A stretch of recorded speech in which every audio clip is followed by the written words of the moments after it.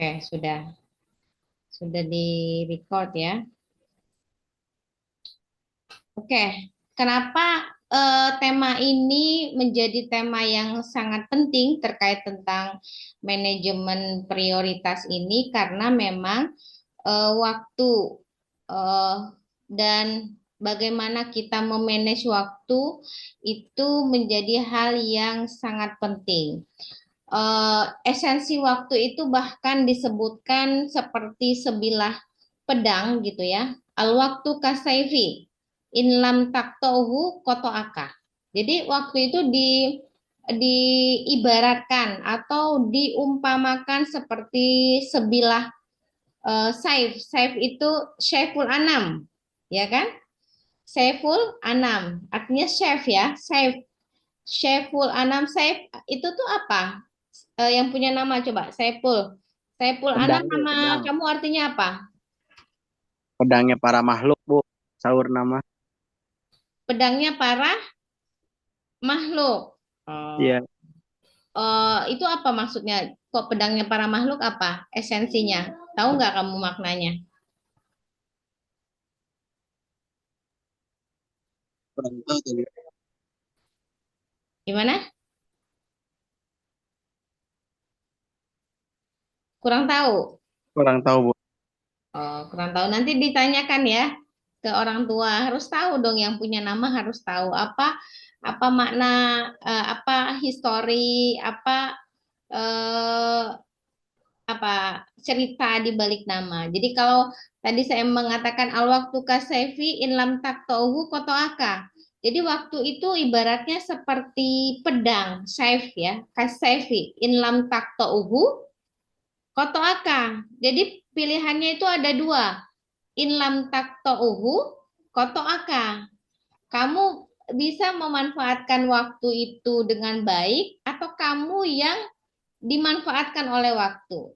Kamu yang akan kamu bisa apa namanya memanfaatkan waktu sebaik mungkin atau kamu akan dibunuh gitu ya. Kalau kalau pisau itu kan dia membunuh ya. Kalau dibunuh waktu itu maksudnya kita menghilangkan banyak kesempatan, makanya dibunuh waktu ya. Al waktu kasaifi in lam taktohu kotoaka. Jadi begitu urgennya esensi daripada waktu, sehingga memang manajemen prioritas ini selalu masuk temanya dari tahun ke tahun ya. Dan ini kalau kalian masih ingat, ini adalah materi yang pernah saya berikan pada mentoring eh, perdana kita ya, kalau nggak salah pada bulan April tahun yang lalu gitu ya.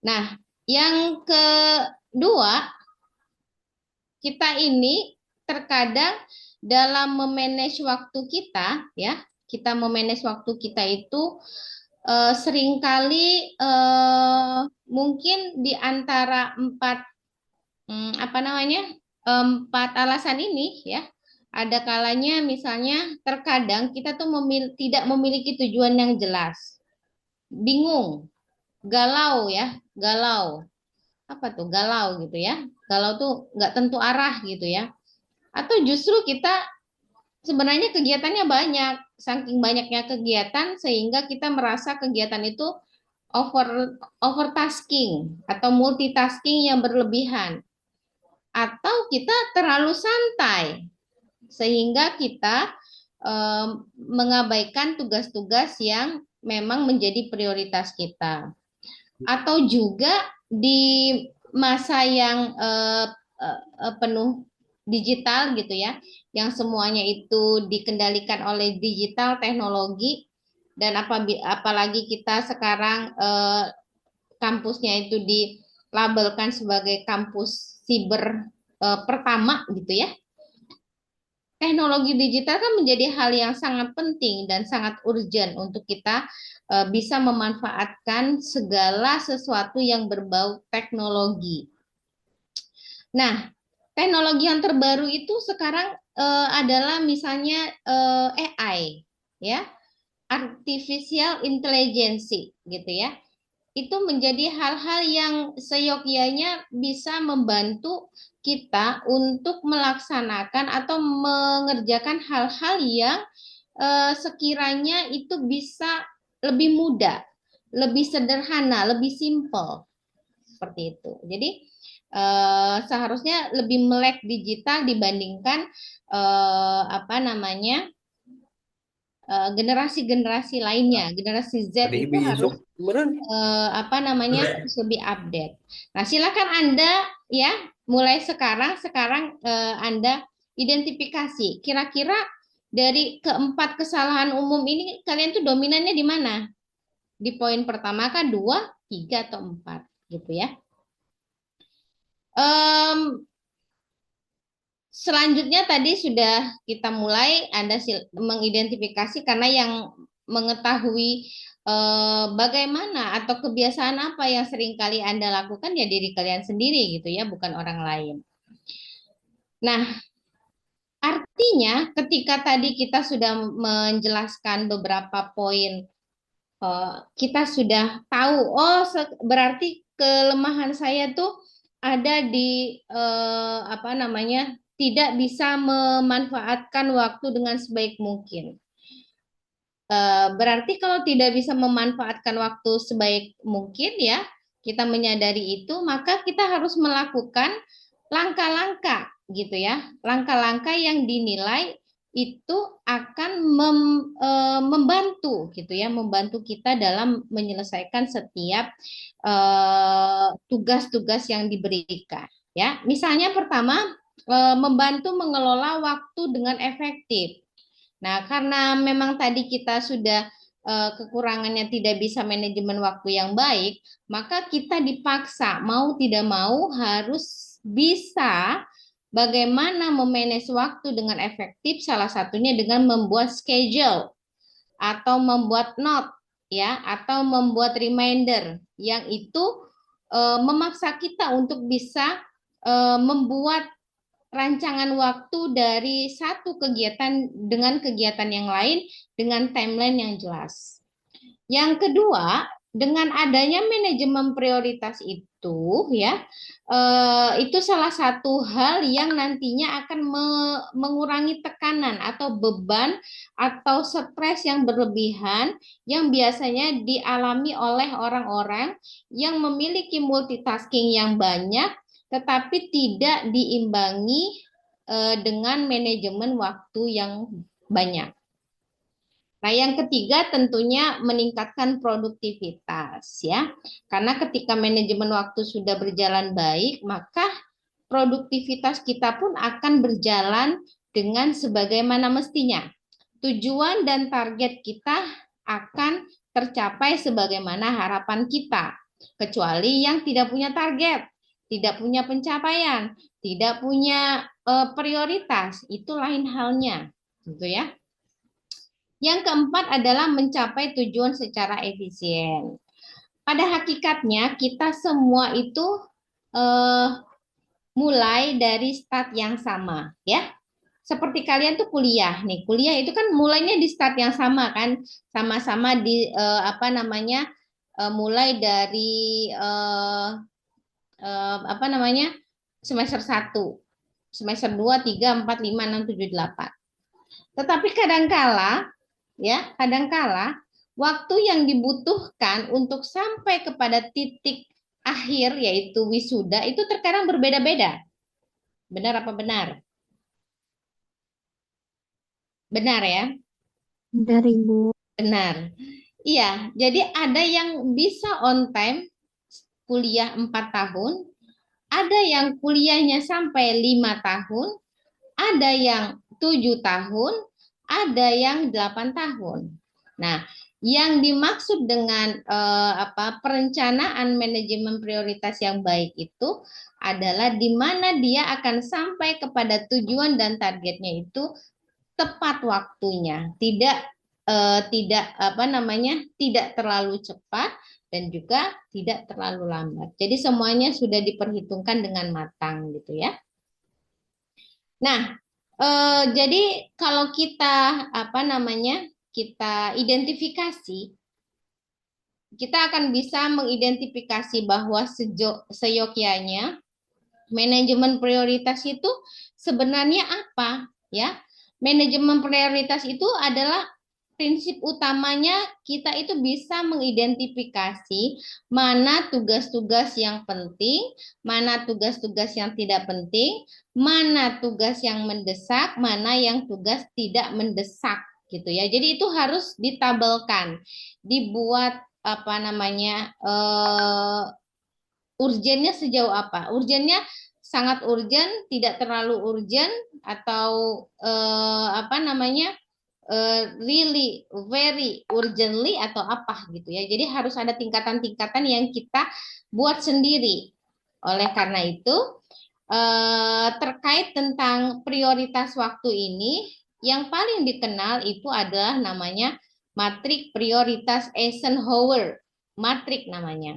Nah, Eisenhower ini adalah sebuah prinsip ya, adalah sebuah prinsip yang dia fokusnya itu pada hasil ya, bukan hanya aktivitas ya, bukan hanya aktivitas semata, dan mulai membangun mental untuk mengatakan tidak pada hal yang dirasa tidak penting ya. Terkadang ya kita sendiri itu sangat susah memisahkan dan memilah mana hal-hal yang penting dan tidak penting. Salah satu contoh misalnya, ketika misalnya malam ini kalian apa namanya ada tawaran untuk apa namanya nongkrong misalnya ya, nongkrong bareng teman. Nah, di satu sisi mungkin ada tawaran atau ada kesempatan yang waktunya bisa dipergunakan untuk hal-hal misalnya besok kalian mau ada kegiatan misalnya seminar atau ujian gitu ya. Tentunya ada hal yang memang seharusnya lebih urgent kan? Artinya seminar ujian itu lebih penting daripada harus nongkrong bersama teman. Tetapi dengan alasan tanda kutip tidak enak diajakin teman atau dalam tanda kutip menghargai teman, maka terkadang prioritas yang tadi sudah menjadi titik utama dalam rencana itu bisa tergeser. Bisa tergeser karena tadi tidak enak, tidak atau sungkan, atau tidak bisa menolak, tidak bisa berkata tidak gitu. Itu banyak kejadian seperti itu ya. Baik laki-laki maupun perempuan sama saja. Banyakan tidak enaknya, sehingga hal-hal yang menjadi prioritasnya tersingkirkan gitu ya. Nah, selanjutnya tadi terkait tentang matriks Eisenhower ini. Nah, kita akan lihat sebenarnya matriks Eisenhower itu seperti apa sih? Nah, dia mengelompokkan matriks Eisenhower itu namanya the Eisenhower Time Matrix. Ya, artinya dia membuat semacam matriks prioritas gitu ya. Ini matriks prioritas Eisenhower ini adalah sebuah alat atau manajemen waktu yang dirancang untuk membantu kita mampu mengidentifikasi dan mengatur tugas berdasarkan tingkat urgensi dan sejauh mana pentingnya. Misalnya di sini ada yang namanya urgent, ada not urgent. Kalau urgent ya, kalau urgent itu berarti hal yang harus dilakukan sendiri ya. Do, artinya do itu lakukan sendiri. Do itu artinya sesuatu yang tidak boleh kalian delegasikan. Kalian harus mengerjakan sendiri. Apa itu contohnya? Kalau do itu.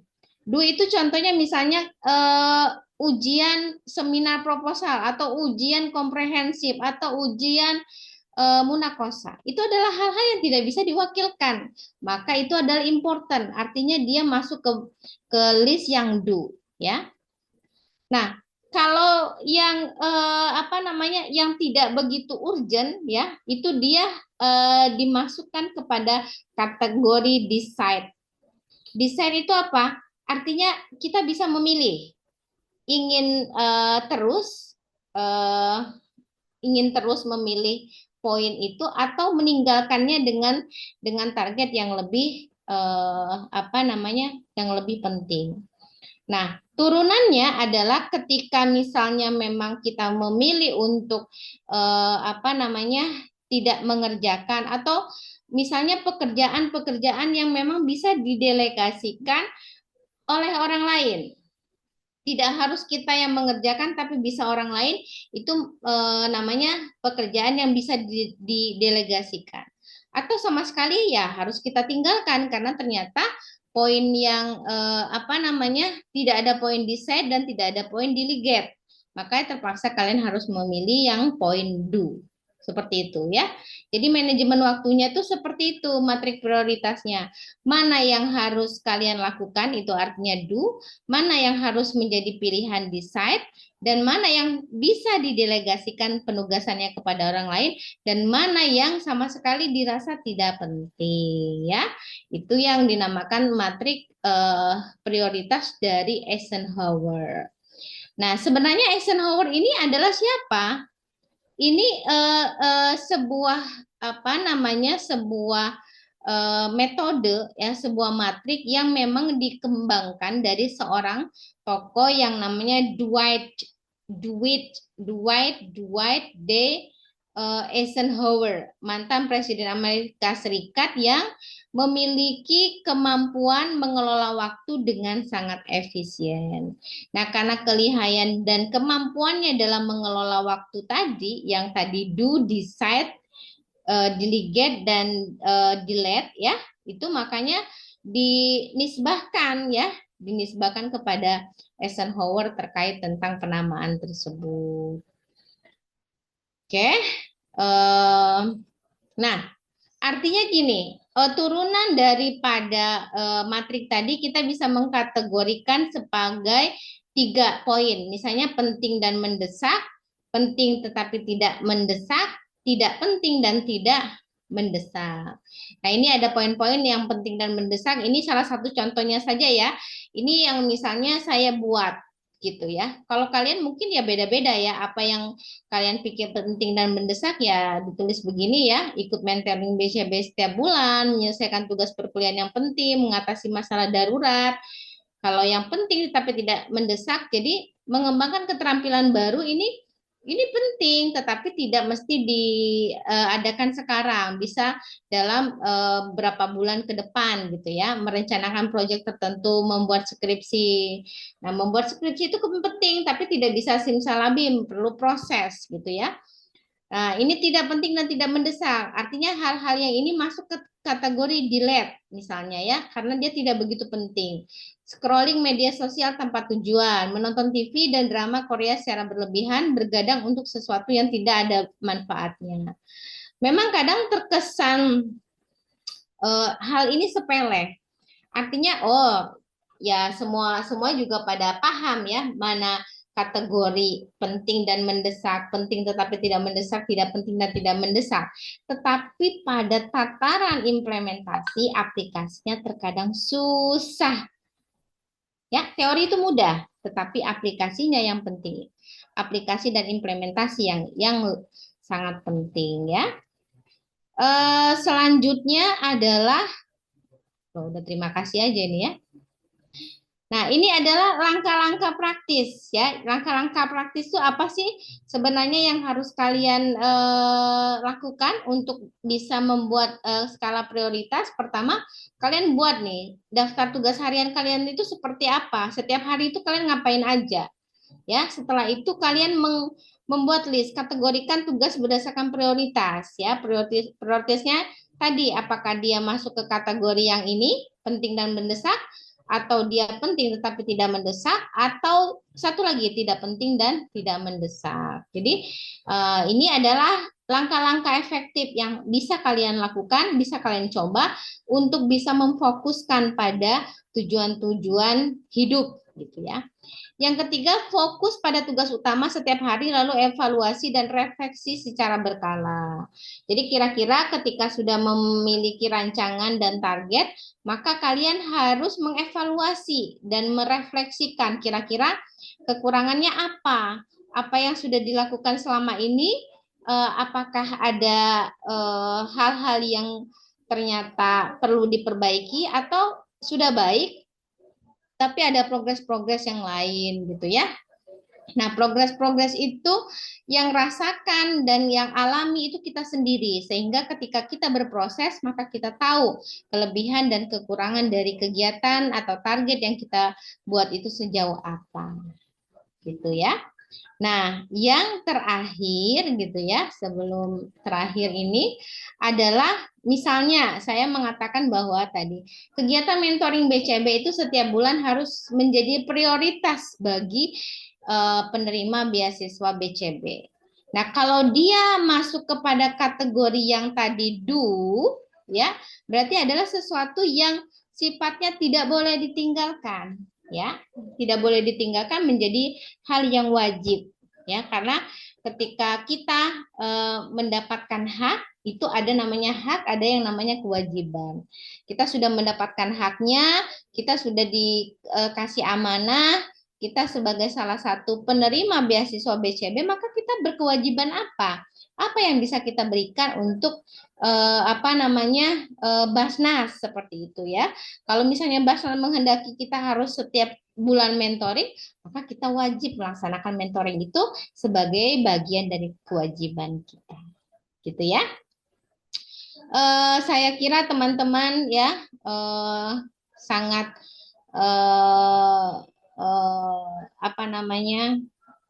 saya percaya kalian itu bisa menggunakan waktu kalian itu dengan sebaik mungkin. I believe you can use your time correctly, ya.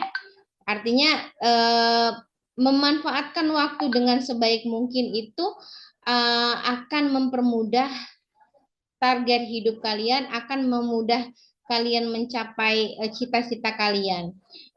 Pernah nggak sih kalian ada di masa ketika scrolling media sosial atau ketika kalian hobi nonton drakor dan itu tanpa kalian sadari ternyata menghabiskan waktu berjam-jam. Nah, menghabiskan waktu berjam-jam membuat kalian terlena sehingga target-target yang tadinya nanti jam 5 saya mau ada kegiatan ini ya, mentoring ya. Nanti jam sekian saya mau ketemu sama dosen pembimbing ya.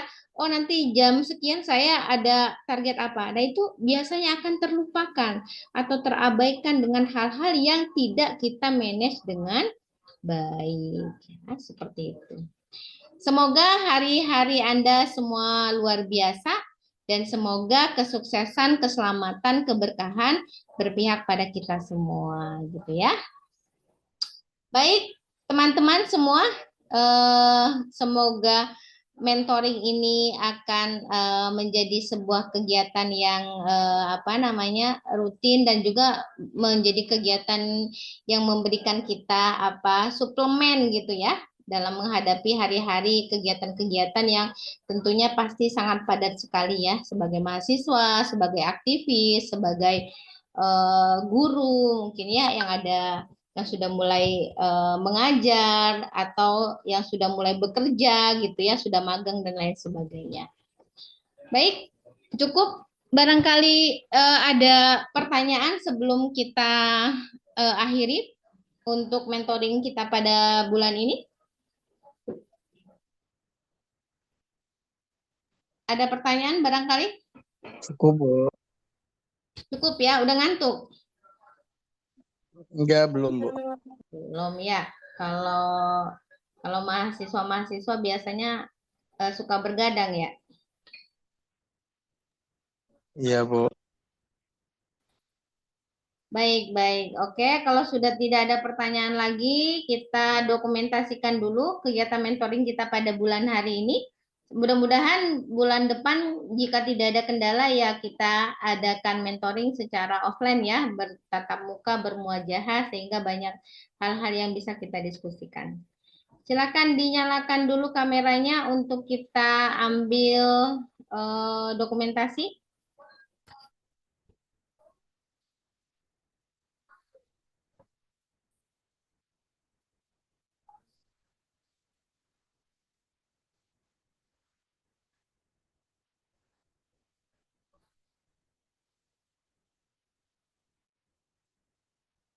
Uswatun, Uyun, Nabila. Ayo yang lain mana ini kameranya dibuka dulu.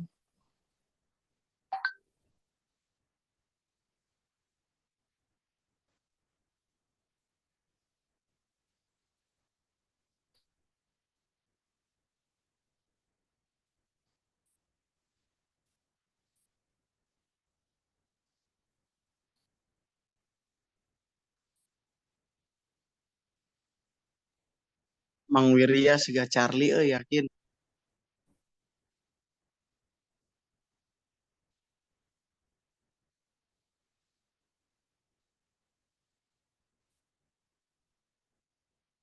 Farida, mana Farida?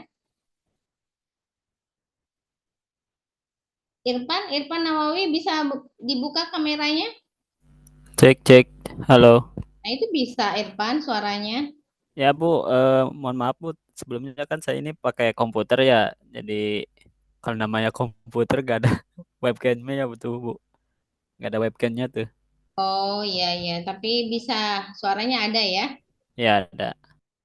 Baik, oke. Siap. Nanti kalian juga ya bisa ini ya, bisa men-screenshot barangkali nanti saya screenshotnya gambarnya tidak bagus, nanti bisa dari kalian juga ya. Dan ini diupdate ya mentoring kita di Instagram ya. Nabila ya yang biasa mengupdate ya. Tolong diupdate juga. Terus tadi juga di grup apa namanya ucapan selamat ya untuk akreditasi unggul juga itu sudah bagus. Jadi apa namanya progres-progres, ada apa namanya berita-berita gitu ya. Itu senantiasa diupdate. Artinya agar eksistensi daripada penerima beasiswa BCB itu senantiasa ada gitu ya. Maksudnya giat langkahnya itu terukur, terpublish gitu. Baik, ya kita ambil foto. 1, 2, 3. Oke. Syukran. Syukran kasiron ala ihtimamikum wa hudurikum li hadzal lail. Akhirul kalam wabillahi taufiq wal hidayah. Wassalamualaikum warahmatullahi wabarakatuh. Waalaikumsalam. Waalaikumsalam warahmatullahi wabarakatuh. Nah, sehat-sehat semua ya. Kita bertemu bulan depan insya Allah. Baik Ibu, terima kasih banyak. Terima kasih Bu sudah menyempatkan waktunya. Sukses selalu. Amin.